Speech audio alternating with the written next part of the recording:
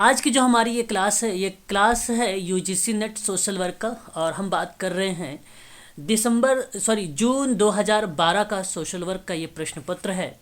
और मैं पार्ट 1 आप लोगों के लिए बना चुका हूँ, पार्ट 2 आ चुका है ये समाजकारी में।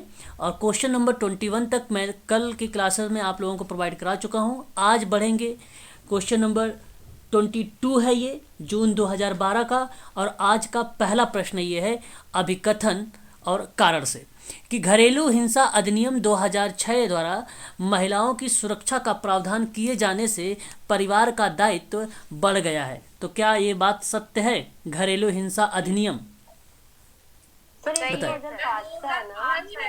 5 है सर ये तो। तब आप यहाँ पे कहना क्या चाहेंगे? उचित गलत है सर, गलत है सर 2005 से देखा जाए तो फिर गलत है। अब आपने कहा गलत, तो यहाँ पे ध्यान सुनिए क्योंकि प्रश्न समझ नहीं पाए। प्रश्न सही है, परंतु मैं आपको बता दूं सर इस हिसाब 2005 में ही आया ना, तो ये 2006 लिख रहा है तो ठीक सही है। नहीं अब ना। सुन लीजिए, मेरी बात भी सुन लीजिए, आप लोग सुनते नहीं है।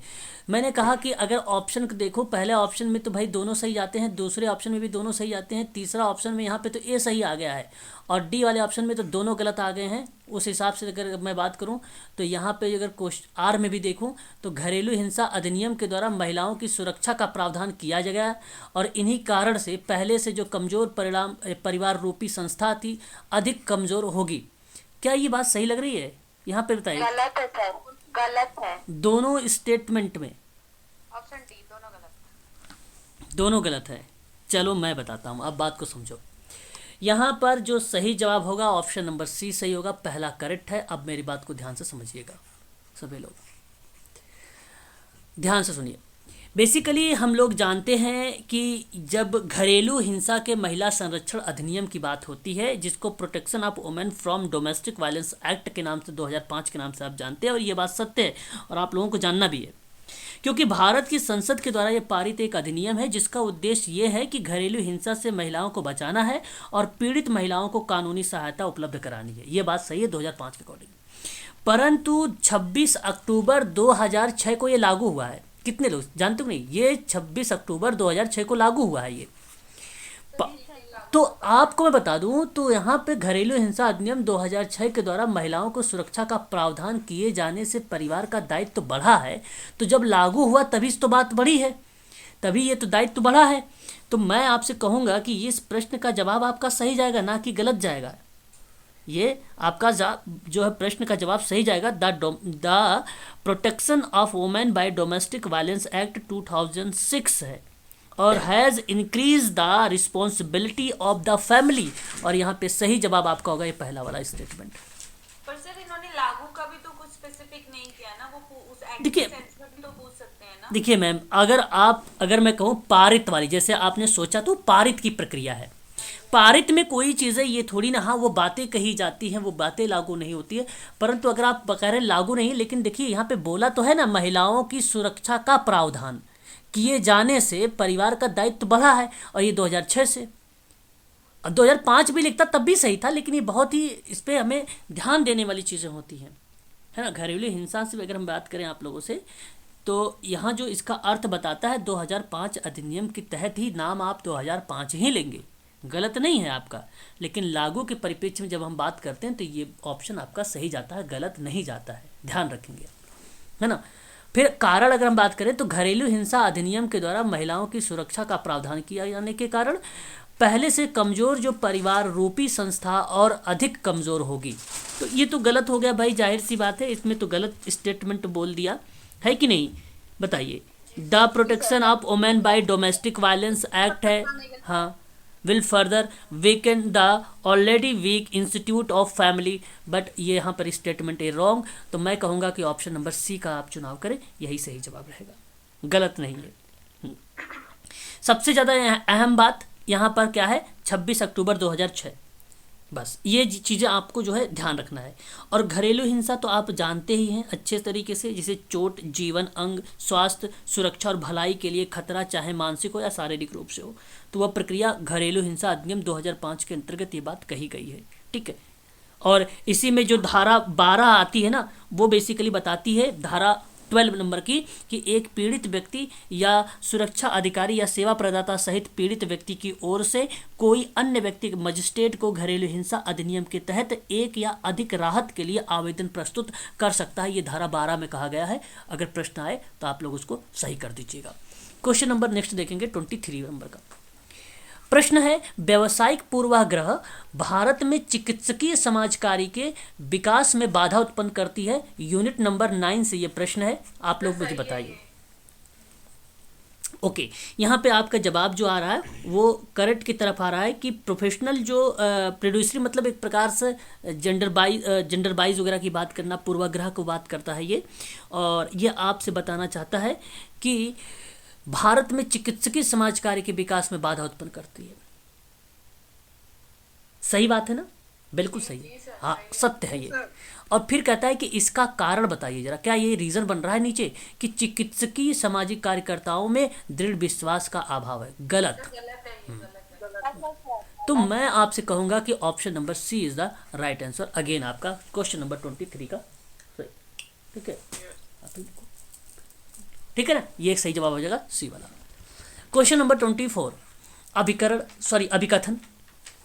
अधिकतर जो विकास मूलक कार्यक्रम लक्षित वर्ग का लाभ पहुंचाने में असफल रहे हैं। अधिकतर विकास मूलक कार्यक्रम गलत कैसे हो सकता है? तो सही भी है ये, जो टारगेटेड वो पॉपुलेशन होती है उनको नहीं लाभ मिल पाते हैं। बिल्कुल। तो इसका मतलब यहाँ पर यह है कि आपसे बताना चाह रहा है कि most of the development programmes have failed in benefit the target group. तो मैं आपसे कहूँगा कि ये तो करेक्ट जवाब होगा, गलत तो होगा नहीं। तो स्टेटमेंट ये सत्य है आपका। और फिर कहता है कि विकास परक प्रशासकों में सही उपागम और प्रतिबद्धता की कमी भी है। सही है, सही है। हाँ, तो ये एक प्रकार का डेवलपमेंटल एडमिनिस्ट्रेशन लैक है जो राइट अप्रोच और एक प्रकार से कमिटमेंट की बात करता है, प्रतिबद्धता की बात करता है। तो मैं कहूँगा कि यह स्टेटमेंट भी सत्य है। अब आप मुझे जरा बताएं। हाँ, क्योंकि विकास मूलक कार्यक्रम लक्ष्य के जो वर्ग हैं उनमें लाभ पहुँचाने में असफल रहे हैं, ये बात सही है। कारण ये रहा कि विकास परक जो प्रशासक थे उसके सही उपागम और प्रतिबद्धता की कमी की वजह से ऐसा रहा था। अदरवाइज अगर प्रतिबद्धता कमी नहीं रही होती तो ये और आगे बढ़ता। इसलिए मैं कहूँगा कि इसकी व्याख्या ऑप्शन नंबर पहला करेक्ट हो जाएगा यहाँ पर, है ना। क्वेश्चन नंबर नेक्स्ट देखेंगे। सही समय पर स्क्रॉल हो रही ना PDF? जी देखिए 25, विकास के अधिकार के बिना सभी मानवाधिकार सभी के लिए का लक्ष्य हासिल नहीं किया जा सकता। देखिए, विकास के अधिकार के बिना सभी मानवाधिकार सभी के लिए का लक्ष्य हासिल नहीं किया जा सकता। क्या ये बात सही लग रही है? ओके, ठीक है। फिर आपसे कह रहा है कि विकास का अधिकार मानवाधिकार के लक्ष्य को प्राप्त करना सुनिश्चित कराता है। जी सर, ये भी सही है, दोनों सही हैं और व्याख्या भी कर रहे हैं। ठीक है, तो सभी मानवाधिकार सभी के लिए लक्ष्य हासिल नहीं किया जा सकता, और ये बात आपका सही है, गलत नहीं है। जो मानवाधिकार के बारे में सुरक्षा, एक बार म्यूट हो जाइए, किसी बच्चे ने अनम्यूट हो रखे हैं जो अंसारी जी, हाँ प्लीज़ म्यूट हो जाइए। तो मानवाधिकार जो है बेसिकली अगर हम बात करते हैं तो वो जो बताता है अर्थों के रूप में कहता है कि दृढ़ पूर्वक क्रिया को लेकर, और जिसके अंतर्गत ये भी चीज़ें बताई जाती है कि स्वतंत्रता, समानता और व्यक्ति की गरिमा से संबंधित ऐसे अधिकार से अभिप्रेरित है जो संविधान के द्वारा प्रत्याभूत किए जाए हो।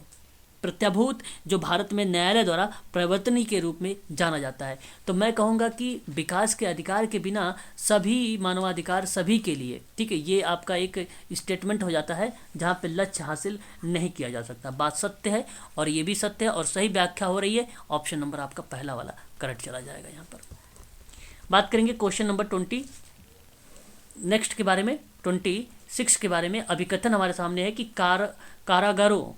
कारागारों में समाज कार्यकर्ता की नियुक्ति होने से जो सजागता है अपराधियों का सुधारीकरण संभव होगा। क्या ये बात सही है? बिल्कुल सही है, होगा। ठीक है, जैसे जेल हो गया है ना, इसी की बात किया जा रहा है। ठीक है, कारागारों में।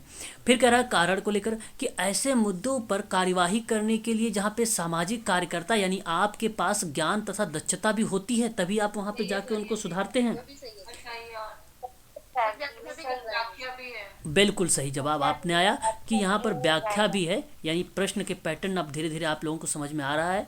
ठीक है, अभी देखिए हम लोग कर रहे हैं 2012 का पेपर, अभी से आप लोग ऐसे प्रश्नों को समझ चुके हैं और आगे देखेंगे तो आप ऐसे प्रश्नों में निपुण हो जाएंगे। तो इसका जो सही जवाब होगा option number D is the right. नहीं, ए कहाँ से, ए तो व्याख्या नहीं है ना, हाँ सर, हाँ सर। ऑप्शन नंबर डी हो जाएगा। हाँ, ऑप्शन डी हो जाएगा। चलिए आगे बढ़िए। चलिए अब फिर बताइए, क्वेश्चन नंबर 27 कह रहा है कि अल्पसंख्यक के बीच काम करने के लिए सामाजिक कार्यकर्ता ने अल्पसंख्यक वर्गों के उत्पीड़न के प्रभाव की गहरी समझ होनी चाहिए। क्या बात सही है? होनी चाहिए सर, गहरी समझ। बिल्कुल होनी चाहिए। हाँ, अल्पसंख्यक वर्गों के संबंध में बात कहा जा रहा है, ये बात को ध्यान रखिएगा। दूसरा कह रहा है कि अल्पसंख्यक का उत्पीड़न और उत्पीड़ित व्यक्ति की सोच को बदल देता है, जिसकी ओर से सामाजिक कार्यकर्ता को ध्यान देना चाहिए। सर सही सही है। है सर। बिल्कुल सही, व्याख्या भी कर रहा है सर। बिल्कुल। यहाँ मैं आपसे कहूँगा कि दोनों स्टेटमेंट सही चले गए हैं, क्योंकि आप दोनों की बातों समझ गए हैं कि सोशल वर्कर जो होता है वो अल्पसंख्यक वर्गों के उत्पीड़न के प्रभाव की उसके पास गहरी समझ होती है, यानी आप लोगों के पास वो गहरी समझ है अल्पसंख्यक के बीच में अगर कोई समस्या आती है तो, या वो मान लीजिए कि अल्पसंख्यक उत्पीड़ित व्यक्ति है तो उसकी सोच को भी बदलने के अंदर जो है आपके अंदर वो क्षमता है, वो आपके अंदर स्किल है, वो कौशल है, आप उसको बदल सकते हैं। सही बात है, यहाँ पे करेक्ट जवाब हो जाएगा। बताइए कौन सा? सर ए होगा। ए होगा, क्योंकि यहाँ पर सही तरीके से व्याख्या भी हो रही है। ठीक है, बहुत बढ़िया। ठीक है, इसको आप सभी लोग ध्यान में रखेंगे। आगे बात करेंगे और क्वेश्चन नंबर नेक्स्ट लेंगे। जिन व्यक्तियों में आत्मसम्मान की कमी हो वे दूसरों को कमियां निकालते हैं। क्या ये इस बात से आप सही है? सही है सही है। सही है सर। बिल्कुल करेक्ट जवाब हो जाएगा आप सबका यहाँ पे कि जिन व्यक्तियों के अंदर आत्मविश्वास की कमी होती है वो दूसरे के अंदर कमियां केवल ढूंढते हैं, और ये बात सत्य है। तो आगे बात करते हैं कारण में कि असंगत समाजीकरण आत्मसम्मान की कमी का मूल कारण नहीं है। प्रश्न अच्छा है, विचार पर आधारित है। तो अगर मैं आपसे बात करूं यहाँ पे जो स्टेटमेंट यहाँ पे दूसरा वाला है, ये स्टेटमेंट गलत है कि असंगत समाजीकरण आत्मसम्मान की कमी का मूल कारण नहीं है। क्यों नहीं? मूल कारण तो माना जाता है समाजीकरण का कारण। है ना, जी असंगत समाजीकरण। हाँ, असंगत, संगत का मतलब पॉजिटिव वांछनीय होगा, असंगत का मतलब क्या हो जाएगा? नेगेटिव हो जाएगा। तो सामाजिक असंगत अगर समाजीकरण होगा तो जाहिर सी बात है आत्मसम्मान की कमी के कारण बनता है। यहाँ पे प्रश्न लिखा है क्वेश्चन में कि नहीं बनता है। कारण है होता तब हो जाता। हाँ, तो यहाँ पर आप मुझे बताओ, ये स्टेटमेंट तो गलत हो गया, ये स्टेटमेंट गलत हो गया। और समाजीकरण का मतलब सिंपल सा है कि एक प्रकार का सीखना जो सीखने वाले को सामाजिक कार्य के योग्य बनाता है, वही समाजीकरण होता है, वही समाजीकरण होता है। अब सर ए होगा इसका दोनों से, मतलब सॉरी ऑप्शन बी ए सही है, होगा सर। आर गलत होगा। हाँ जी। ऑप्शन बी ना कहें आप, ऑप्शन सी बोले। सी होगा। हाँ, ए ऑप्शन सही है, सी बोले। हाँ, ऑप्शन सी आपका यहाँ पे करेक्ट जवाब माना जाएगा। देखिए यहाँ पे अगर जब हम बात आप लोगों से करें तो सामाजिकरण के कुछ कारक होते हैं। कारक में अगर मैं आप लोगों से बात करूं तो ध्यान दीजिएगा, एक परिवार कारक होता है। पेपर आता है, प्रश्न पूछता है निम्न में से बताओ कौन सा सामाजिकरण का कारक है ना। तो एक परिवार होता है, एक आयु समूह होता है। बहुत इजी सवाल है ये, और ये आपको पता भी होना चाहिए। एक पड़ोस होता है, एक नातेदारी समूह होती है, और उसके बाद अगर हम बात करें स्कूल यानी विद्यालय होता है एक, और एक खेलकूद होता है, और एक जाति होती है, और एक समाज भी होता है इसमें, और एक अगर हम बात करें भाषा समूह भी होता है, आपका भाषा समूह भी होता है। धार्मिक संस्थाएं भी इसमें एक कारक के रूप में भूमिका निभाती है। तो अच्छा सवाल था ये, याद रखेंगे। अब देखिए अगर मान लो सोशल वर्क में अगर पूछता है ना सामाजिकरण में बाधक क्या क्या बन सकती है, तो बेसिकली यहाँ पे तो असंगत शब्द लिख दिया था, और भी कुछ शब्द आ सकते हैं पेपर में। लाइक अगर मैं एक एग्जांपल देता हूँ कुछ और शब्दों को लेकर, जैसे सांस्कृतिक परिस्थितियाँ, अभी बताता हूँ कैसे, समझिएगा। एक होता है बाल्यकालीन की परिस्थितियाँ, अब ये बालक के परिप्रेक्ष्य में बात करूँगा तब। एक होता है तत्कालीन परिस्थितियाँ, एक होता है अन्य परिस्थितियों में रखते हैं। देखिए अब जो सांस्कृतिक वाला होता है ना, वो जाति धर्म वर्ग के लेकर जब हम उसके पूर्व की अवधारणाओं की बात करता हूँ, तब भी ये ना सामाजिकरण में बाधा पहुँचाने लगता है। जाति होगी, धर्म हो गया, वर्ग हो गया, ये सभी क्या होते हैं एक प्रकार से, वहाँ पे बटन ऑन करो, बटन, तो ये एक प्रकार के सांस्कृतिक परिस्थितियों का एक प्रकार से बाधा उत्पन्न कर देगी। नंबर 2 पे अगर हम बात करें आप लोगों से, नंबर 2 पॉइंट पर जो आता है वो आता है बाल्यकालीन परिस्थितियाँ, जैसे माता पिता का प्यार ना मिलना, माता पिता से सदैव कलश रखना, या विधवा माँ हो, या फिर पश्चाताप हो रहा हो, या फिर एक एकाकीपन की बात हो रही हो, तब भी एक प्रकार से ये क्या निकलता है, ये एक प्रकार से बाधा बना देता है।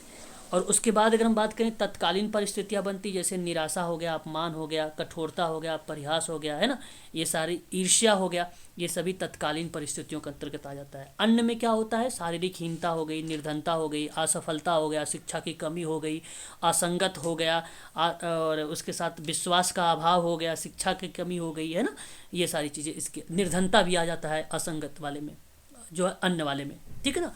तो इसको सही जवाब हो जाएगा ऑप्शन नंबर बी, है ना, सही जवाब बताइए। सॉरी सी, हाँ option number C, option C हो जाएगा। क्वेश्चन नंबर 29, किसने बताया कि विश्वास में गुणात्मक परिवर्तन निहित होता है, सॉरी विकास है ये, किसने बताया कि विकास में गुणात्मक परिवर्तन निहित है, बहुत अच्छा सवाल है। किसने बताया कि विकास में गुणात्मक परिवर्तन निहित है, बोलिए। नहीं पता इसका। ओके, यहाँ आपको नहीं पता, जो बाउडन डेल किस, बी, हाँ बिल्कुल सही जवाब यहाँ पर आपने जवाब दिया है मुझे। बाउडन डेल का नाम, बाउडन डेल एक ऐसे विद्वान है जिन्होंने विकास के बारे में परिभाषा लिखते हुए कहा है कि गुणात्मक परिवर्तन है। ध्यान रखिएगा, आप सभी लोगों से पेपर में प्रश्न आता है कि विकास की परिभाषा, है ना, और विकास की जब परिभाषा देकर प्रश्न पूछता है तो वहाँ पर विद्वान का जो है नाम हमें देखने को मिलता है ना, किसका नाम मिलता है, विद्वान को जो है नाम देखने को मिलता है। जैसे बाउडन डेल है तो विकास के गुणात्मक परिवर्तन के बारे में बात किया है इन्होंने गुणात्मक परिवर्तन को लेकर बात किया है, याद रखेंगे। और एक जो है बेवली का नाम आता है, इनकी जो बात अगर हम करें तो इन्होंने सामाजिक सांस्कृतिक का सिद्धांत में इन्होंने अपनी भूमिका निभाया है, सामाजिक सांस्कृतिक की भूमिका निभाया है। और जब हम बात करते हैं सीगेल के बारे में, तो ये इन्होंने द होल ब्रेन चाइल्ड करके 2011 में एक किताब लिखा था, उस पर आधारित ये था, है ना, सीगेल का नाम। तो उसमें बड़ा चर्चित में था, विकास पर इन्होंने चर्चा किया था 2012 में, तब जाके ये पेपर में पूछा गया था 2011 में। और ये रिपीट कर दीजिए, द होल ब्रेन, हाँ whole brain child, the whole brain child. और एक नाम आता है जीन पियाजे, ये पीजेट को ही ना जीन पियाजे के नाम से जाना जाता है। और ये बेसिकली संज्ञानात्मक हो गया, ज्ञानात्मक हो गया, विकासात्मक हो गया, ये सिद्धांत दिया था। और इसने 4 अवस्था के बारे में जिक्र किया था। एक अवस्था था संवेदी पेशी अवस्था, और एक था उसका जो है पूर्व संक्रियात्मक अवस्था, एक था उसका मूर्त संक्रियात्मक अवस्था, और एक था उनका अमूर्त। अमूर्त को उन्होंने औपचारिक भी बोला है, ठीक है, औपचारिक भी बोला। तो 4 अवस्था इनकी थी, इसको आप लोगों को जो है ध्यान रखना होगा। ध्यान रखिएगा, यहाँ पे हॉलॉक ने एक चीज़ बताया था कि विकास के परिणाम स्वरूप व्यक्ति में नई विशेषताएं और नई योग्यता का उदय होता है, वही विकास कहलाती है। हॉलॉक ने ये बात बोली थी। और विकास में गुणात्मक परिवर्तन निहित होता है, ये बाउडन डेल ने बोला था, ठीक है। ये बात आप लोग को जो है, हॉलॉक ने क्या बोला था, दोबारा रिपीट कर दीजिए। हाँ मैम बिल्कुल, जो विकास बताया था कि व्यक्ति में नई विशेषता और नई योग्यता का उदय होता है, विकास में नई विशेषता और नई योग्यता का जब निर्माण होता है, तो ये उन्होंने बोला था। और बड़ा और भारी होना बताया है, शारीरिक रूप से जब वृद्धि की बात होती है बड़ा और भारी होने को लेकर, तो वो नाम आता है किस विद्वान का, तो ध्यान रखेंगे आप सभी लोग, उनका नाम आता है एक मिनट, उनका नाम आता है सोरेनसन का, ठीक है, सोरेनसन का नाम आता है, सोरेनसन का नाम आता है, ठीक है, ठीक, याद रखेंगे आप सभी लोग। आगे बढ़िए और नेक्स्ट सवाल देखिए, क्वेश्चन नंबर 30। अच्छा सवाल आपके सामने आ चुका है और बढ़िया है। मैं चाहूँगा कि आप लोग इस प्रश्न को गलत मत करिएगा, क्योंकि ये पेपर में आएगा। ओके, यहाँ पे देखिए, सहसंबंध गुणांक की प्रवृत्ति किसके बीच स्थित होने की होती है? सहसंबंध गुणांक की प्रवृत्ति। ओके ये होगा ओके 30 का 2 ऑप्शन होगा सर, ठीक है ठीक प्लस से माइनस ठीक है प्लस ठीक है है। ठीक है चलिए अब मेरा सुनिए। आप लोगों ने बताया ऑप्शन नंबर डी। अब ध्यान से सुनिए। कार्ल पियर्सन एक ऐसे विद्वान हैं, कार्ल पियर्सन एक ऐसे विद्वान हैं जिन्होंने गुणांक के दो वेरिएबल के बीच में रेखीय संबंधों को संख्यात्मक माप बोला था। तो संख्यात्मक जब माप की बात होती है तो आप सभी लोग ध्यान रखिएगा, यहाँ पर कार्ल पियर्सन का नाम आता है। कार्ल पियर्सन महोदय ने प्लस और माइनस के बीच के बारे में जिक्र किया था। एक शब्द इनका और आता है जीरो वाला। जैसे अगर मैं बात करूँ ना, यहाँ पे ये देखो जीरो हो गया, इधर प्लस हो जाता है 1, +2 हो जाता है, +3 +4 आता है, और यहाँ अनंत तक जाती है, ये अनंत तक जाती है कार्ल पियर्सन में, ठीक है। और अगर इधर मैं कहूँ तो -1 -2 -3 अनंत तक जाते हैं, ये इधर भी। तो इन दोनों की जो बीच का संबंध सहसंबंध में रिलेट करने की बात किया गया था, वो कार्ल पियर्सन के द्वारा बताया गया था। ये सहसंबंध में अगर हम बात करें तो ये गुणांक है जो कार्ल पियर्सन ने बताया था। तो यह गुणांक दोनों वेरिएबल में एक सहप्रसरण को, जहाँ पे मानक विचलनों के गुणनफल से भाग देने से प्राप्त होता है। तो सहसंबंध का मान नोट करिए, सहसंबंध का मान +1 से कम और -1 से अधिक होता है। नोट कर लीजिए, +1 से कम और -1 से अधिक होता है। ठीक है, क्लियर हो गया? आगे बढ़ें। सहसंबंध का मान 1 से कम, +1 से कम, -1 से अधिक। क्लियर हो गया? सर डी ऑप्शन होगा। ऑप्शन नंबर डी ही करेक्ट है, बिल्कुल। चलो आगे बढ़िए, फिर आगे बढ़िए और क्वेश्चन नंबर नेक्स्ट लेते हैं। ह्यूमन डेवलपमेंट रिपोर्ट किसके द्वारा प्रकाशित? Okay okay okay okay. तो क्वेश्चन नंबर आप लोगों ने 31 का जो मुझे जवाब दिया है, कह रहे हैं सभी बच्चे कि भाई ऑप्शन नंबर सी करेक्ट होना चाहिए। तो सी ही सही जाएगा। ह्यूमन डेवलपमेंट रिपोर्ट प्रकाशित हुआ है यूएनडीपी। पहले तो आप लोग मुझे नाम बताइए पूरा इसका यूएनडीपी का। United nation United national development report. Report नहीं, प्रोग्राम। हाँ, और उसके बाद इसका इस्टेब्लिश बताइए। तो आप नाम क्या बताएंगे? 1957 65 1965 1965। तो याद रखेंगे आप सभी लोग ये। वर्ल्ड बैंक की अगर मैं बात करूंगा तो वर्ल्ड बैंक की स्थापना जो है जुलाई 1944 में हुई थी, ध्यान रखेंगे। और यहाँ पे मेनार्ड किन्स एक नाम आता है जो वर्ल्ड बैंक में अपनी एक भूमिका निभाते हैं। एडीबी का नाम तो आप लोगों ने सुना ही होगा। ये एशियन डेवलपमेंट बैंक है जिसकी स्थापना 19 दिसंबर 1966 को हुई थी। ठीक है, 1966 को हुआ था और 19 दिसंबर को। यूनिसेफ का तो नाम आप अच्छे से जानते हैं, जिसको इसके स्थापना की अगर मैं बात करूंगा तो आप कहेंगे कि 11 दिसंबर 1946 का हुआ है। और जो भूमिका children's fund, united nation children's fund से रिलेटेड है ना, जिसको हम लोग united nations international children's emergency fund के रूप में जानते हैं, यूनिसेफ को। तो करेक्ट जवाब ऑप्शन नंबर सी आप लोगों ने सही दिया है। यूएनडीपी एक अहम भूमिका निभाया है ह्यूमन डेवलपमेंट रिपोर्ट में। ठीक है ना, आगे बढ़िए और देखिए क्वेश्चन नंबर 32 जो है 32 यानी 32 नंबर का सवाल। और आप मुझे ज़रा बताएं आप सभी लोग कि मेंटल हेल्थ एक्ट कब आया है? सर 1987। ओके, तो 87 सर। बिल्कुल सही जवाब आपने बताया मैम। यहाँ पे जो मानसिक स्वास्थ्य अधिनियम है, ये बेसिकली जो भूमिका निभाया है, ये 22 मई 1987 को आया है। ध्यान से सुनिए, 1987 में संसद के द्वारा ये तैयार हुआ और अप्रैल 1993 से ये लागू हुआ। लागू कब से हुआ?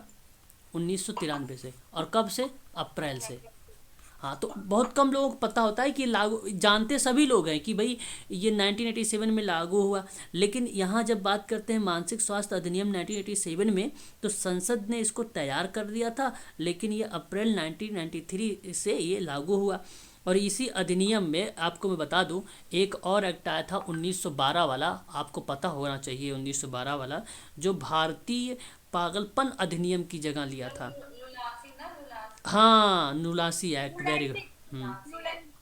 लुनासी एक्ट, हाँ लुनासी एक्ट बोलते हैं। और जिसने पहले 1858 में, 1912 में है क्या सर? हाँ 1912 में, हाँ एक बार म्यूट हो जाइएगा सर सभी लोग। तो इसमें एक जो है 1858 में भारतीय पागल सरल अधिनियम जो है नाम से ये बदल गया, और इस एक्ट के नाम से उसको फिर जाना गया था। ठीक है, तो इसको आप थोड़ा सा ध्यान रखिएगा। तो यहाँ पर आपका सही जवाब हो जाएगा 4 वाला।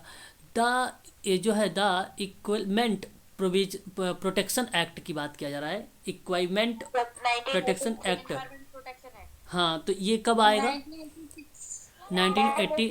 हाँ, तो ये समानता निवारण के अधिनियम की बात कर रहा है ना?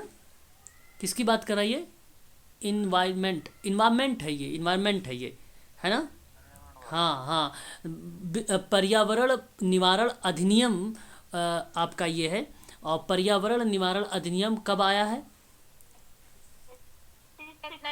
हाँ, पर्यावरण जब संरक्षण की हम लोग बात करते हैं या निवारण की बात करते हैं, तो आपका जवाब जो आपने दिया है 1986 वाला, ये करेक्ट जवाब मुझे दिया है, यही आपका सही माना जाएगा। और एक सवाल आप लोगों के लिए यहाँ पे अगर हम बात करें, इसमें कुछ इम्पोर्टेंट पॉइंट्स हैं जो आप लोगों के पेपर में देखने को मिलते हैं। तो यहाँ एक स्टॉकहोम सम्मेलन है जो जून 1972 में लाया गया था, जो मानव पर्यावरण पर संयुक्त राष्ट्र सम्मेलन किया था। इसमें मेन जो काम, स्टॉकहोम है ना, हाँ स्टॉकहोम सम्मेलन, हाँ। इसमें जो भारत ने मानव पर्यावरण में सुरक्षा और सुधार के लिए उचित कदम उठाए थे, और यही सम्मेलन में इसको जो है आयोजित किया गया था। आपसे कब बता, आया था ये? ये आया था 1972 में, 1972 में। अब इसी अधिनियम में मैं आपको बताऊं, पर्यावरण से संबंधित है, तो मैं 2 आर्टिकल बताना चाहूँगा। अपने कॉपी पर नोट कर लीजिएगा साइड में। एक आर्टिकल का नाम नोट करिएगा 253 के बारे में, और एक आर्टिकल याद करिएगा 48A के बारे में। जो 253 है, ये अधिनियम के तहत ये बताया गया कि अंतर्राष्ट्रीय समझौते को प्रभावी करने के लिए कानून बनाने का प्रावधान था। ठीक है, और जो आपका, अच्छा इसमें आपको मैं बता दूं, एक शब्द आता है EPA। इसी EPA को ही हम लोग बोलते हैं पर्यावरण संरक्षण अधिनियम, इसी को हम लोग बोलते हैं इन्वायरमेंट प्रोटेक्शन एक्ट। और इन्वायरमेंट प्रोटेक्शन एक्ट के तहत ही जो ये बात समझौते की प्रभावी के रूप में या कानून बनाने के रूप में जब कहा गया था बात, तो वह अनुच्छेद था 253 वाला। ध्यान से सुन लीजिए, ठीक है। इन्वायरमेंट प्रोटेक्शन एक्ट जो है, इसी अधिनियम के तहत, इसी अनुच्छेद के तहत समझौते को प्रभावी करने के लिए कानून का प्रावधान किया गया था 253 में। बट अब आपको दिमाग में आता है कि 48A क्या था। 48A जो था वो राज्य पर्यावरण की सुरक्षा और रक्षा करने से था, जो देश के वन और वन्य जीवों की रक्षा करने के प्रयास में काम करता था, 48A वाला। फिर आपको एक चीज़ बता दूं यहाँ पे, अनुच्छेद 51 का A। अब आप ध्यान से सुनिएगा, कहीं पता चले कि आप लोग जो है मौलिक कर्तव्यों के बारे में सोचें, तो यहाँ पे मौलिक कर्तव्यों के बारे में ना सोच के आपको मैं बता रहा हूँ संवैधानिक प्रयास मानव पर्यावरण सुधार के संबंध में। तो ध्यान रखिए, प्रत्येक नागरिक पर्यावरण की रक्षा करेगा, ये अनुच्छेद 51 का A के अंतर्गत कही गई है। और ये बात आप ध्यान रखिएगा, किस अधिनियम के तहत मैं बात कर रहा हूँ, तो EPA के अंतर्गत। हाँ हाँ, बहुत बढ़िया, बहुत बढ़िया, यही चीज़ मैं आपको बताना चाह रहा था इस प्रश्न में। फिर उसके बाद हमारे सामने आता है एक डेवलपमेंट डिसेबिलिटी एक्ट को लेकर। आप लोगों ने इसके बारे में भी सुना होगा खूब अच्छे से, है ना? डेवलपमेंट डिसेबिलिटी एक्ट, बताइए। 19 ओके 84। मैं अगर आपसे बात करूं यहाँ पे, तो ये जो रिप्रेजेंट करता है 84 को ही आपने सही जवाब दिया है। परंतु आपको मैं बता दूं, जो ये डिसेबिलिटी एक्ट के परिप्रेक्ष्य में है, इसमें यहाँ पे जो है 1995 होना चाहिए था। तब होता जब यहाँ पर बात होती दिव्यांगजन अधिनियम को लेकर, लेकिन ये विकासात्मक डिसेबिलिटी एक्ट की बात किया है, तो ये 1984 है। और इसी 84 का जगह ले लिया था PWD ने, और PWD की जगह ले लिया है अब RPWD ने। क्लियर हुआ? जी सर। हाँ, जी सर। अब आप मुझे ज़रा बताएं, job training and partnership act. Sir 83। Okay, 1983। 1983 basically job training partnership act जो है ये 1982 में बेसिकली इसको लाया गया था। 1982 में इस एक्ट को लाया गया था, लेकिन पूर्ण रूप से जब ये सुचारू रूप से चलाया गया तो वह वर्ष था 1983 का। आपका ये ध्यान रखना, यही आपका करेक्ट जवाब हो जाएगा, यही आपका करेक्ट जवाब हो जाएगा। तो ऑप्शन कौन सा सही गया है बताइए? ऑप्शन नंबर डी करेक्ट गया है। Option D sir. डी। प्रश्न नंबर आप सभी लोग ध्यान रखिएगा, कम्युनिटी के संबंध में है, चरण है, मैंने आप लोगों को पढ़ा रखा है। किसी बच्चे ने इसी ग्रुप में से पूछा है भाई प्रसार वगैरह के बारे में, और वही चरण यहाँ पर आया है। तो ज़रा आप मुझे बताएं, ये जो प्रश्न है, step of social community organisation,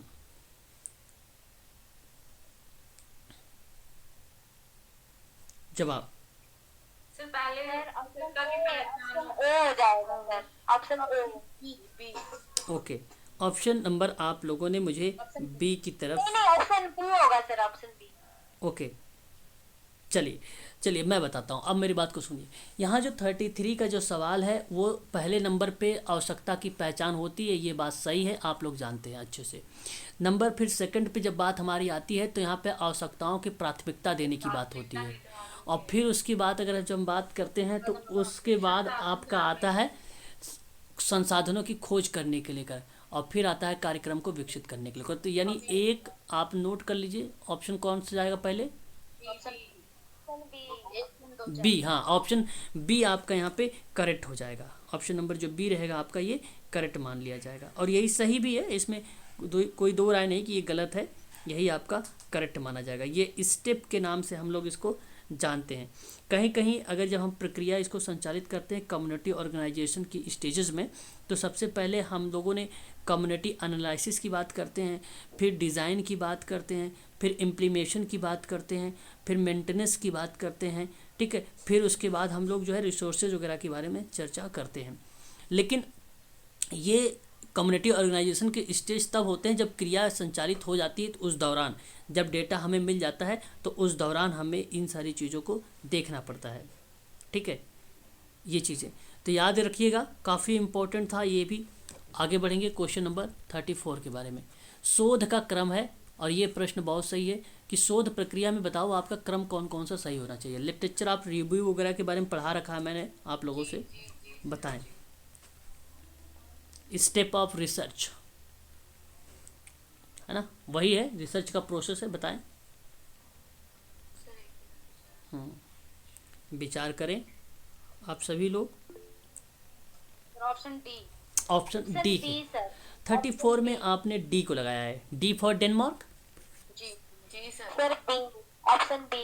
okay, option B. अब चलिए, आप लोगों को मैंने पहले भी पढ़ा रखा है पीएचडी कैग के बारे में, पहले हम पीएचडी कैग के बारे में थोड़ा सा जानेंगे, और आपको पता भी होना चाहिए पीएचडी कैग क्या होता है। पीएचडी कैग आर, तो पी से प्रॉब्लम हो जाएगा, एच से हाइपोथेसिस, लेकिन इन दोनों के बीच में एक नंबर और आता है जिसको हम लोग बोलते हैं लिटरेचर ऑफ रिव्यू, जी सर, है ना। यही है। फिर उसके बाद आता है डिज़ाइन, फिर उसके बाद आता है कलेक्शन, फिर उसके बाद आता है एनालाइसिंग, और फिर उसके बाद आता है जनरलाइजेशन, फिर आता है रिपोर्ट। मैं आपसे कहूँगा कि क्वेश्चन नंबर 34 का जो सही जवाब जाएगा, सबसे पहले आप देखिए क्या आप प्रतिपादन है, विश्लेषण है, संश्लेषण, तो ये तो हट गए, तो जाहिर सी बात है तो उसके पहले आएगा साहित्य रिव्यू। तो आप देखिए सबसे पहले ऑप्शन नंबर जिसमें एक होगा, अच्छा ये सब में एक दे रखा है, तो ये बात आप सही है कि इसमें से कोई सा भी हो सकता है। नंबर 2 पॉइंट पे अब आपको लगना है कि भाई सिद्धांत पहले आएगा कि पहले संश्लेषण आएगा कि विश्लेषण आएगा। तो ये बात तो तय है कि जो संश्लेषण से पहले जो विश्लेषण होता है, विश्लेषण से पहले आता है संश्लेषण की प्रक्रिया, है ना। सर इंग्लिश में क्या कहते हैं इसको? संश्लेषण को, कलेक्शन को ही रिप्रेजेंट करते हैं, आई थिंक देख लो इंग्लिश में भी, यहाँ पे मैंने दिखा दिया है, सिंथेसिस बोलेंगे, हाँ सिंथेसिस, है ना, वो कलेक्शन का ही पार्ट है, सिंथेसिस कलेक्शन का ही पार्ट है, सिंथेसिस कलेक्शन का ही पार्ट है ना। तो अब आपको या तो देखो यहाँ पे आपका या तो चार, या बी होने वाला है या तो आपका डी होने वाला है, ठीक है, ये बात ध्यान रखिएगा। और इसके बाद जो आएगा वो विश्लेषण होगा, यानी ये थर्ड आएगा, और लास्ट की जो प्रक्रिया बनती है वो सीधा निकल के आ गया नया सिद्धांत, थ्योरीज या प्रिंसिपल्स। तो ऑप्शन नंबर बी करेक्ट होगा, ना कि डी करेक्ट होगा। आप लोगों ने डी बोल रहे थे, मुझसे डी गलत है यहाँ पे। सर मैंने बी बोला था सर। अच्छा बी, ठीक है, फिर तो बहुत अच्छी बात है, और ध्यान भी रखेंगे आप सभी लोग। और देखेंगे नेक्स्ट क्वेश्चन पे कि महत्वपूर्ण दिवस कैलेंडर के वर्षों में आयोजित किए गए हैं, क्रम बताना है आपको। देखो कैलेंडर, अब ये दिवस है ना, अब कैलेंडर वर्ष में उनके जो है हमें डिफाइन करना है। तो अगर मैं आपसे यहाँ पे बात करूँ कि वर्ल्ड फूड डे जो मनाया जाता है, दिवस है ये, तो मैं आपसे कहूँगा कि 16 अक्टूबर लगा दीजिएगा आप लोग। और वर्ल्ड एड्स दिवस की बात करूँगा, 1 दिसंबर लगा दीजिएगा। इंटरनेशनल डे फॉर एडर्ली की बात करेंगे तो 1 अक्टूबर लगा दीजिएगा। और वर्ल्ड डिसेबिलिटी डे के बारे में बात करूँगा तो 3 दिसंबर लगा दीजिएगा। तो क्रम लगा के मुझे ज़रा बताइए कौन सा करेक्ट जाएगा।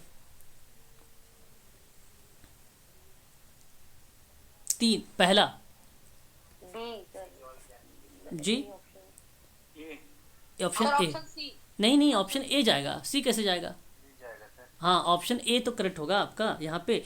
तो पहले तो देखो यहाँ पे समझो पहले नंबर पे अक्टूबर आता है, तो अक्टूबर यही है। तो एक वर्ल्ड फूल डे 10 अक्टूबर या 1 अप्रैल।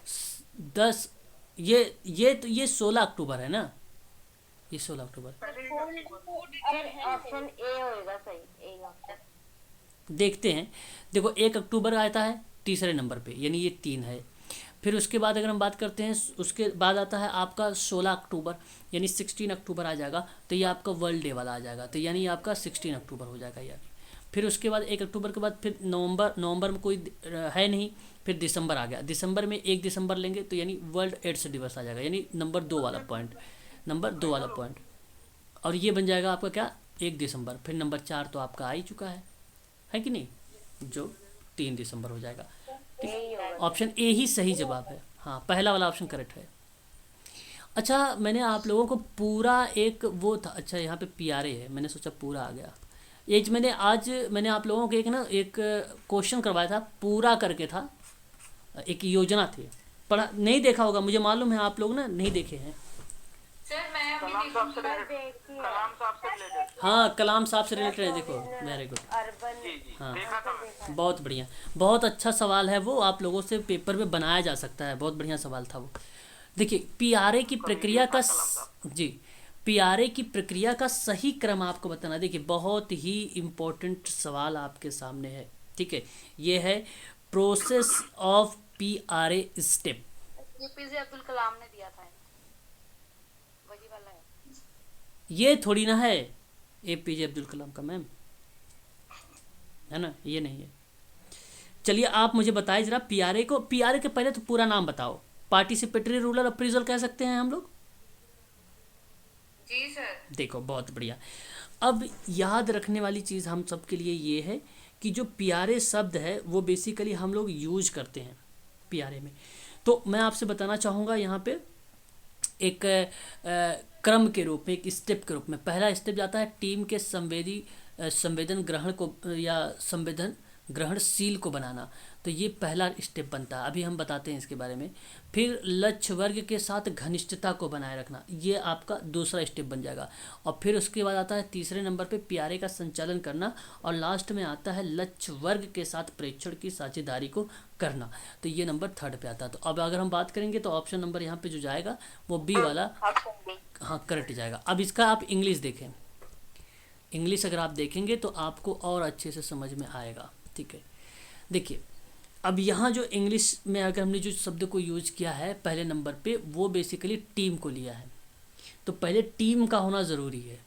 फिर उसके बाद अगर हमने बात जो किया है वो उसके बाद आपका आया है कि रिपोर्ट बिल्डिंग जो है द विथ के साथ टारगेट ग्रुप, यानी एक प्रकार से अगर हमने बात करें तो घनिष्ठता संबंध की बात किया गया है। मतलब आप काम कर रहे हैं ग्रुप में, कम्युनिटी में, तो पहले टीम होगी, फिर टीम के साथ फिर आप लोगों का जो ग्रुप है उसका क्या बनेगा, उनके साथ घनिष्ठ संबंध बनेंगे। और फिर उसके बाद उस पीआरए को जो है कंडक्ट किया जाएगा, और जब पीआरए कंडक्ट हो जाएगा तो उसके बाद शेयरिंग और ऑब्जर्वेशनिंग का जो है टारगेट के साथ ये काम करना स्टार्ट कर जाएगा, ये इसके साथ फिर काम स्टार्ट हो जाएगा। तो यही इसका जो है करेक्ट जवाब हो जाएगा। ऑप्शन नंबर जो आप लोगों ने मुझे बी बताया है, क्वेश्चन नंबर 36 का यही सही जवाब रहेगा, ठीक है, यही आपका करेक्ट जवाब रहेगा। इस प्रश्न में अगर आप लोगों को कुछ पूछना है तो आप हमसे पूछ सकते हैं। अच्छा सवाल है पीआरए के बारे में, मैंने आप लोगों को शायद इसके संबंध में कंटेंट भी आप लोगों को प्रोवाइड कराया है, मिला है कि नहीं? कंटेंट तो दिया है। हाँ, कंटेंट आप लोगों को जो है इसके बारे में सर थोड़ा सा वैसे भी एक बार थोड़ा बता भी देते हैं, थोड़ी मतलब 5-10 मिनट। अच्छा अच्छा अच्छा पीआरए के बारे में। ओके, देखिए इसको सबसे पहले तो मैं आपको बता दूं, ऐसे सवाल को लगाने के लिए सबसे पहले पीआरए का आपको फुल फॉर्म पता होना चाहिए। और पीआरए का फुल फॉर्म क्या है आप जानते हैं, ठीक है। पार्टिसिपेटरी रूरल अप्रीजल कहा जाता है। हाँ, और इसके बारे में जब हम बात करते हैं तो इसको हिंदी में हम बोलते हैं सहभागीय ग्रामीण मूल्यांकन। और सहभागी ग्रामीण मूल्यांकन में एक गैर सरकारी संगठन यानी एनजीओ और अंतर्राष्ट्रीय विकास में शामिल जो अन्य एजेंसियां होती हैं उनके द्वारा ये उपयोग किया जाने वाला एक पॉइंट ऑफ व्यू है, एक दृष्टिकोण है। कहने का मेरा तात्पर्य ये है कि लक्ष्य विकास परियोजना और कार्यक्रम के नियोजन को लेकर, मैनेजमेंट को लेकर ग्रामीण लोगों के ज्ञान और राय को जब हम शामिल करते हैं तो वहाँ पे पीआरए हम संचालित करते हैं। हम जब, और ये एक मूल्यांकन की तकनीकी है, ये मूल्यांकन की तकनीकी है। इसकी जड़ें बेसिकली पाउलो फ्रेरे और एंटीगोनियस एक विद्वान थे जिनकी भूमिका हमें देखने को मिली थी सन 1980 के दौरान में। पाउलो फ्रेरे, नाम क्या बताया? पावले फ्रेरे और पाउलो फ्रेरे का नाम आएगा, एक एंटीगोनियस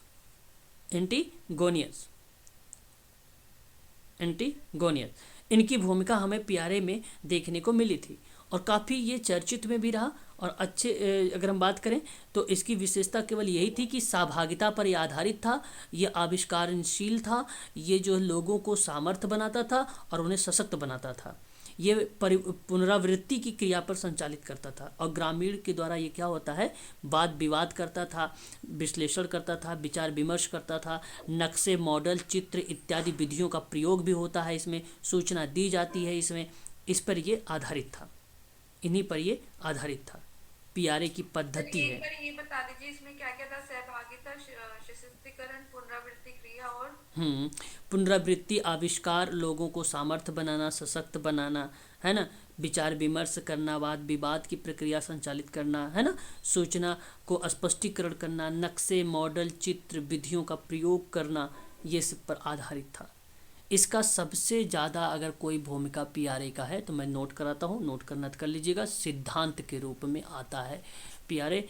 एक है भूमिका परिवर्तन, नंबर 2 है भागीदारी, नंबर 3 है विनम्र व्यवहार, नंबर 4 है विकास। सर थोड़ा धीरे बोलिए ना प्लीज। ओके, नंबर परिवर्तन, पहले नंबर पे भूमिका परिवर्तन, नंबर 2 पे भागीदारी यानी पार्टिसिपेट, क्योंकि है ये पीआरए, नंबर 3 पे विनम्र व्यवहार, नंबर 4। प्लीज थोड़ा नोट करने दीजिए ना, वो बहुत फास्ट ओके बोल रहे हैं। ओके ठीक है, विनम्र व्यवहार। और उसके बाद आपका आता है विकास पूर्वाग्रह, उसके बाद आता है शांतिपूर्वक सुनना, शांतिपूर्वक, ये सिद्धांत है पीआरए के। और उसके बाद आपका आता है लचीलापन होना चाहिए, संवेदनशीलता भी होना चाहिए, संवेदनशीलता होना चाहिए, सृजनात्मकता होनी चाहिए, स्वयं समीक्षा करना भी होना चाहिए, अनावश्यक को छोड़ना, मतलब जो सूचना जी सृजनात्मक होता है। सृजनात्मकता, हाँ सृजनात्मकता है, स्वयं समीक्षा है और अनावश्यक को छोड़ना।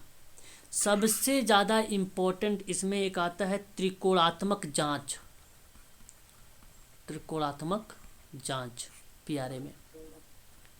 सर ये क्या रहेगा एक बार बताएं थोड़ा। ये मैम प्रत्येक जानकारी की जो प्रामाणिकता होती है वो 2 या 2 से अधिक व्यक्तियों से जांच कर लेना चाहिए।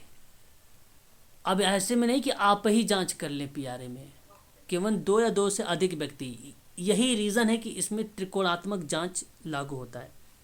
और एक है प्रत्यक्ष अवलोकन, प्रत्यक्ष अवलोकन, एक है प्रत्यक्ष अवलोकन, ठीक है। तो ये क्लियर हो गया ना? जी जी। चलो, इसमें जैसे स्वाट नाम सुना होगा, आज मैं आप लोगों को पढ़ा रहा था स्वाट के बारे में। स्वाट एनालिसिस भी इसमें भी आता है, क्योंकि स्वाट एनालिसिस समस्या जो है विशेष या समूह के द्वारा परीक्षण होती है। मैंने आपको बताया था उसमें कि भाई स्ट्रेंथ मतलब शक्ति, कमजोरी, अवसर और खतरे, इनकी जो इनके जो प्रथम शब्द हैं उन शब्दों से अगर मिला दिया जाए तो एक संक्षिप्त नाम बन जाता है। तो हम क्या करते हैं यहाँ पर अभ्यास के दौरान भी छोटे छोटे 2 या 3 समूह लेते हैं और उनके साथ हम जब कोई सटीक काम करते हैं तो हमें ये पता चलता है कि भाई उस कम्युनिटी में क्या कमजोरियाँ हैं और क्या शक्तियाँ हैं। अगर शक्ति है उसके पास तो भाई उसको और इम्प्रूव करने की कोशिश करेंगे, कमज़ोरी है तो उसको हटाने का प्रयास करते हैं। ये सारी चीज़ें इसमें लागू करते हैं। शॉर्ट में शॉर्ट है, इसमें इम्पोर्टेंट है एक आपके लिए, है ना। शॉर्ट बहुत इम्पोर्टेंट शब्द है ये, है ना। मौसमी एक चित्रण होता है। मौसमी चित्रण तो मालूम होगा, जलवायु, मौसम, ऋतु के परिवर्तन में मनुष्य का जीवन जो होता है ना, वो आ जाता है। एक ट्रेड एनालिसिस होता है, पीआरए का ही पार्ट है ट्रेड एनालिसिस, है ना। ट्रेड एनालिसिस होता है, ठीक है। तो ये चीज़ें हैं, आप लोग उसको ध्यान रखिएगा। मैप एंड मॉडल की बात आती है तो ये टेक्निक के रूप में आता है, पीआरए का टेक्निक के रूप में। प्रश्न आप पीआरए के टेक्निक वाला मैं करवाऊंगा तो वहाँ पे बता दूंगा, बट ये टेक्निक वाला ही था सब कुछ जो मैं बता रहा था अभी आपको, है ना। चलिए आगे देखें, नेक्स्ट सवाल। क्वेश्चन नंबर हमारे सामने आ गया 37। अब बताइए ज़रा, मैंने आप लोगों के इसके बारे में बढ़ा रखा है। बलवंत राय मेहता, है ना, बलवंत राय मेहता, हाँ, किससे रिप्रेजेंट करेंगे बलवंत राय मेहता?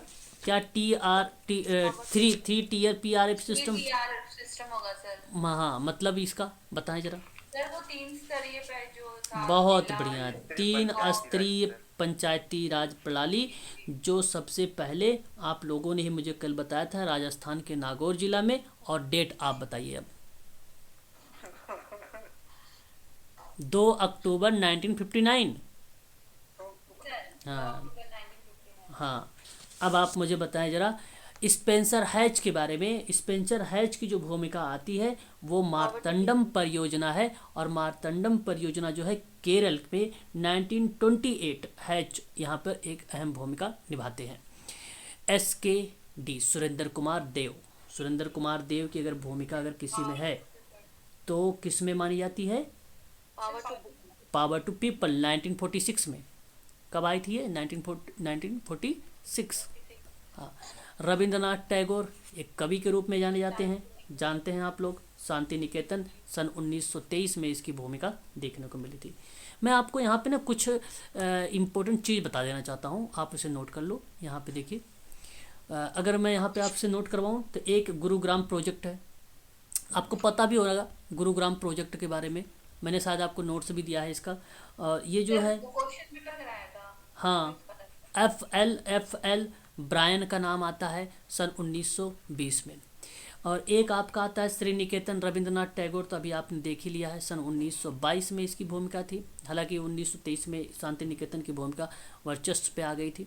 और फिर उसके बाद नंबर 3 पे इटामा पायलट का नाम तो आप लोगों ने सुना ही होगा खूब बच्चे से, यूपी से है, 1947। इनका एक भूमिका है कर्नल अलकॉट, कर्नल अलकॉट, ठीक है। और एक फिरका का नाम सुना? फिरका एक मद्रास सरकार के द्वारा ये संचालित किया गया था, है ना, प्रोजेक्ट था ये, और ये 1946 में आया था फिरका। और एक आता है बंगाल में एक सुंदरबन था, बंगाल में एक सुंदरबन जिनमें ग्रामीण पुनर्निर्माण योजना हुई थी, ग्रामीण में पुनर्निर्माण योजना थी, जो 1903 में हुआ था। डेनियल हैमिल्टन का नाम था, डेनियल हैमिल्टन का नाम था। फिर से नोट करवा देता हूँ, बंगाल में सुंदरबन में ग्रामीण पुनर्निर्माण योजना 1903 में डेनियल हैमिल्टन ने चलाया था। एक आप नोट करिएगा सेवाग्राम, सेवाग्राम भी आपने सुना होगा, सन 1920 में महात्मा गांधी जी की भूमिका थी ये, है कि नहीं। और एक आपने सुना होगा बड़ौदा गांव, बड़ौदा गांव पुनर्निर्माण की परियोजना थी वो, बड़ौदा गांव वाला, बड़ौदा गांव जो था, हाँ, पुनर्निर्माण परियोजना था, वो था 1932 में। 1932 में BT कृष्णाचारी का नाम सुना होगा, BT कृष्णाचारी, इनकी भूमिका थी 1932 में बड़ौदा वाले में। और एक आपका आता है इसी में अधिक खाद्य अभियान बढ़ाना, अधिक खाद्य अभियान बढ़ाना या बढ़ाए, का कौन सा ईस्वी था सर? कौन सा मैम? 1932। हाँ, 1932 बड़ौदा गांव का पुनर्निर्माण परियोजना था जो बीटी कृष्णाचारी का था। ये रहा। जो अधिक खाद्य और अधिक बढ़ाने की बात करें ना, अभियान बढ़ाने की बात करें, तो ये 1942 का था। राज्य सरकार कृषि विभाग के द्वारा चलाया गया था ये। और एक लास्ट नोट कर लीजिएगा, वेरी वेरी मोस्ट इम्पोर्टेंट करके, भारतीय ग्राम सेवा योजना। भारतीय ग्राम सेवा योजना। और ये जो था ये 1945 का था। WH विशर बस।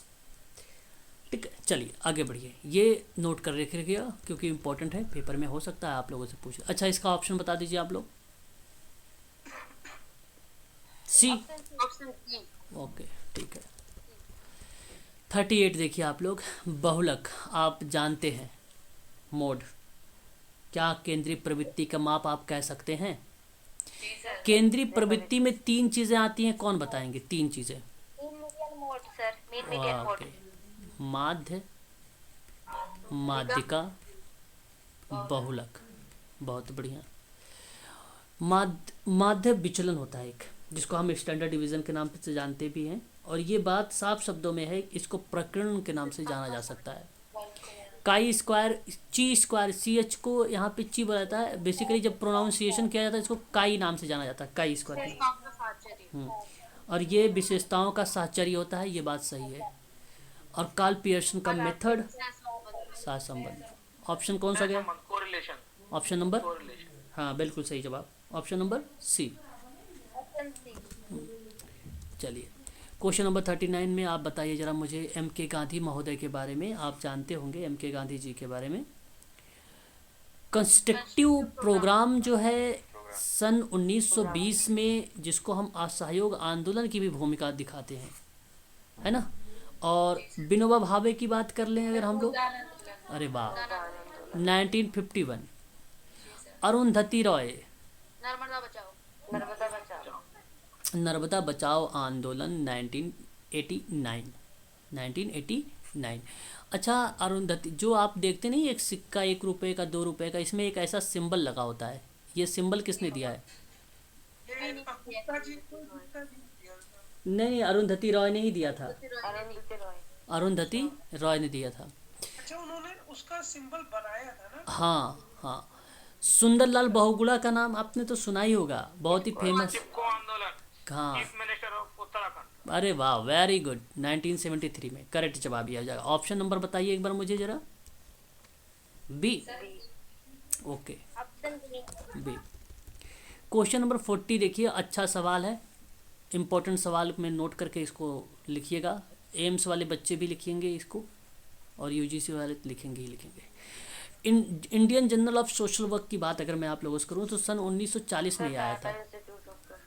1940 में आया था। और ये किसको रिप्रेजेंट करता है? तो ये Tata institute of social science को। Social work. अब ये जो sir Tata institute of social science है ना, इसकी स्थापना 1936 में हुई थी। एक, हाँ, एक उनका नाम था टाटा जहांगीर रतन दादा भोय करके था, इन्होंने इसकी स्थापना की थी। और उस समय जो प्रथम निर्देशक थे उनका नाम क्या था? डॉक्टर मनसर्ट था। आज वर्तमान में कौन निर्देशक के रूप में है? शालिनी भारत। अब बात करेंगे दो सोशल वर्क पर्सपेक्टिव के। 1940 लिखा है ना जर्नल का? हाँ, 1940 आया था, 1940 में आया था। अब उसके बाद अगर हम लोग बात करेंगे सोशल वर्क पर्सपेक्टिव के बारे में, तो ये निर्मला निकेतन मुंबई में जो है 1955 में भूमिका निभाई है। और उसके बाद 1 मिनट, हाँ नहीं सही है, एक अगर कंटेम्प्रेरी सोशल वर्क की बात अगर हम लोग करेंगे, ये आपका लखनऊ से मैच करेगा, ठीक है भी।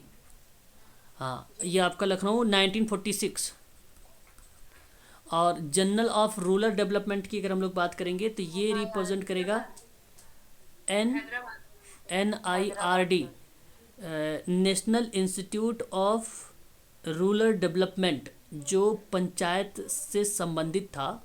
और ये आया था 1958 में, 1958 में। तो ध्यान रखिएगा, इम्पोर्टेंट था ये सवाल। सर ये इंस्टीट्यूट आया था ना 1958 या ये जनरल आया था? जनरल आया था, ठीक है, ये सर और जनरल। क्या है कि इनके अलावा जनरल कुछ में वो लिखवा देते? जनरल्स इम्पोर्टेंट्स तो हैं, बट यहाँ पे इसके संस्करण के रूप में आए हैं, एडिशन के रूप में आए हैं, लेकिन पेपर में इसके अलावा यही जनरल आते ही हैं, इनके अलावा और कोई जनरल आता नहीं है। एडिशन वगैरह नहीं पूछा था, तो ये तो पहले के थे, इसके बाद कई एडिशन आए। अब TISS की बात कर लो तो 1 अक्टूबर में निकलता है और 1 मार्च में निकलता है ना, तो एडिशन इसके निकलते रहते हैं, है ना, बट ये चीज़ आप ध्यान रखेंगे। यहाँ पे देखो जरा कौन सा करेक्ट जवाब हो जाएगा, ऑप्शन नंबर C करेक्ट हो जाएगा, है ना, ऑप्शन C करेक्ट हो जाएगा। चलिए आगे बढ़िए, जरा एक और सवाल देखिए फटाफट। देखिए अच्छा सवाल है, आप लोग मुझे बताओ, सूची 1 और सूची 2 से मिलाना बताओ, सृजनात्मक सोच किसको कहेंगे। मैंने आप लोगों को पढ़ाया एक अभिसारी चिंतन, तर्क आधारित सोच। हाँ, एक मैं पढ़ाया था ना अभिसारी और अपसारी चिंतन, और जो अपसारी चिंतन होता है ना उसी को सृजनात्मक चिंतन कहते हैं। मैंने कहा भाई कि भारत की राजधानी, तो सीधा बताते हो दिल्ली, और जब मैं किसी चीज़ पर व्याख्या करने की बात करता हूँ तो वो अभिसारी चिंतन का पार्ट बन जाता है। हाँ, तो इसका जो सृजनात्मक सोच होता है ना वो न्यूटन सोच को बताता है, यानी एक ही सोच। और जब अभिसारी चिंतन सोच की बात हम लोग करते हैं तो हमारे सामने आता तर्क पर। अब आप लोग तर्क करते हैं खूब अच्छे से, खूब ढेर सारे ऑप्शन दे देते हैं, तो वो तर्क पर आधारित होता है। और एक होता है सहक्रिया, तो सहक्रिया बेसिकली क्या होती है, टीम भावना से रिलेट होती है। और जो काइनेसिस एक कम्युनिकेशन है एक, और ये कम्युनिकेशन जो है फिजिकली लैंग्वेज को रिप्रेजेंट करता है काइनेसिस, और ये आपका करेक्ट हो जाएगा। सही जवाब बता दीजिए, option number option C. Option C। अरे भैया ऑप्शन, हाँ ऑप्शन D। मतलब मैं इतना ऑप्शन लगा भी रहा हूँ फिर भी आप लोग इसमें से CD बता के आ जाते हो। बताओ, ये तो मैं कर रहा हूँ फिर ऐसा कर रहे हो, जब आप करोगे तो कितना गलत करोगे। गलत बात है, ऐसे मत करो, अच्छे से करो। देखो national institute of orthopaedic handicap है ये, और ये कहाँ को रिप्रेजेंट करती है, कोलकाता को, और ये आई थी 1978 में। और ये हड्डी से, आर्थोपेडिक मतलब अस्थि, अस्थियों से रिलेट करता है ये। और नेशनल, ये फिजिकली हैंडीकैप वाले रिप्रेजेंट करते हैं वहाँ पे, है ना। एक होता है national institute of visual handicap, है ना, सर ये देहरादून का है। ये देहरादून का है ये 1979। अरे वाह, वेरी गुड। और नेशनल इंस्टीट्यूट ऑफ जो है न्यूट्रिशन, सर मुंबई। मुंबई हाँ, सर यही होगा। चलो हैदराबाद नहीं कर सकते हैं, मेरे को हैदराबाद हैदराबाद ही करेक्ट है, मुंबई हैदराबाद है। हैदराबाद है। और इसकी स्थापना जो हुई थी 1918 में हुआ था। यहाँ पे सर एक नाम था सर रॉबर्ट करके, रॉबर्ट मैककैरिसन ने इसकी भूमिका निभाई थी नेशनल इंस्टीट्यूट ऑफ न्यूट्रिशन में। और एक है नेशनल इंस्टीट्यूट ऑफ हियरिंग वाला, जो हियरिंग मतलब होता है श्रवण बाधित, हाँ ये मुंबई का है। 1983। इसी को एक और नाम से जाना जाता है अलियावर जंग इंस्टीट्यूट करके, अलियावर जंग इंस्टीट्यूट करके है। हाँ, और ये जो नेशनल इंस्टीट्यूट है ये भी यही नाम है, इसका 2 नाम है। अब इसी देखो पता है, इसको NIOH बोला जाता है पहले वाले को, इसको बोला जाता है NIVH बोला जाता है, इसको बोला जाता है NIOON,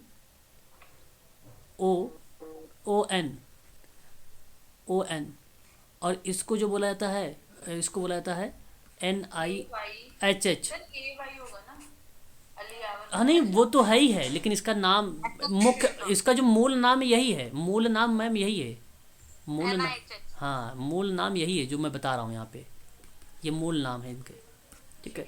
बाकी अलियावर जंग तो है ही है ये, ठीक है। तो ऑप्शन जरा मुझे बताएं इसका।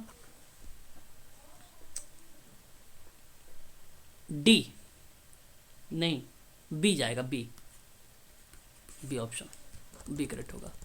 आगे बढ़िए। अब देखिए question number, an introduction to social work. बहुत अच्छा सवाल है कि नहीं, नाम तो सुना ही होगा आप लोगों ने, Friedland an introduction to social work. Friedlander होगा सर। ओके, यहाँ जो सही जवाब जाएगा इंट्रोडक्शन, फ्रीडलैंडर है कहाँ, अच्छा है यहाँ पे, ओके। नहीं, तो फ्रीडलैंडर कहाँ से चले जाएंगे, फ्रीडलैंडर तो इंट्रोडक्शन टू सोशल वेलफेयर में आ जाएंगे ना, ये इसमें आएंगे ना। हाँ मिल आ जाएगा। हाँ, यहाँ तो नाम जो बनेगा इनका एंड इंट्रोडक्शन वो बनेगा सिकड मोड एंड ठाकरे का नाम बनेगा, ठीक है। हाँ, और यहाँ अगर हम बात करें community organisation theory and practice की बात अगर हम लोग करें, प्रैक्टिस, हाँ, और सोशल प्रॉब्लम सॉल्विंग की बात करेंगे तो एच पर तो आएगा, HS parliament. Option number B correct हो जाएगा। देखिए, औद्योगिक विवाद अधिनियम आपको मालूम होना चाहिए, आपको इसी जगह 1948 47 सर, क्या कर रहे हो आप लोग? इंडस्ट्रियल डिस्प्यूट एक्ट सर 1948 है सर सर। 48 है, 48 90 इंडस्ट्रियल डिस्प्यूट सर एक्ट 1947 से। अरे भाई साहब, इतना सब लोग चिल्ला दिए। मैं आपको बता रहा हूँ, आप गलत कर रहे हैं सवाल को।